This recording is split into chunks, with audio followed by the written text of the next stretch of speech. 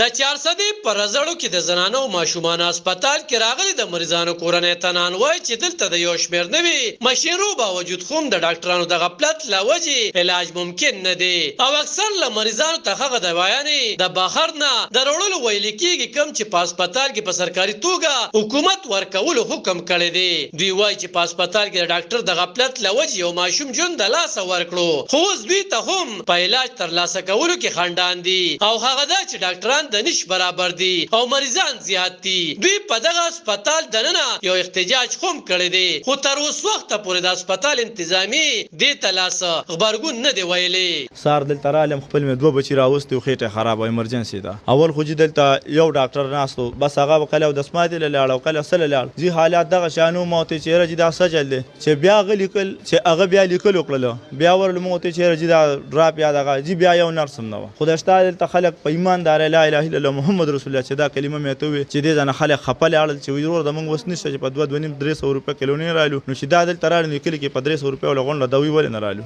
ناغه مطلب دا یو پاسې نو خلک باندې و نه چاته وشه کیلو نه په پیرو چې سوي چې سوي نو کار به ترتیب روان دي موږ دا وی لکه غم او خادیار سي منو مونږ منو ورته منو ولیکن دا چې کار په ترتیب روان نه موږ هم ته مطمئن یو او مطلب دا خلک هم ته مطمئن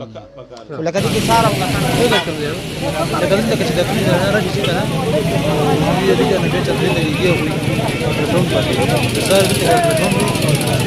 الټراساوند نه ډېر مشکلات دي کنه هغه د نه بیماری وي څنګه د خپل تکلیفونه او بیا چې کوم دي دوی د هغه چرته تلېږي نو بیا خو ډېر زیات مشکل بل خو چې کله دلبر رادیو دغه مظاهره کول کړه نو د هسپتال MS خبريالان وزورول او هغه د پولیسو په زور په خپل دفتر کې تر ډېر وخت پورې سار کړیو خو د چارسدي ولسوای چې په سرکاري ادارو کې د غفلت په مظاهره خپل غږ پورته کول د دوی عیني خاخته او دغه د خبريالانو ذمہواری ده چې د دوی आवाज پورته کړي نو د دې پاترس کې چې MS کم ګام پورته کړي نو دغه لا قانون دی. علب خان شیرپو دلبر نیوز 400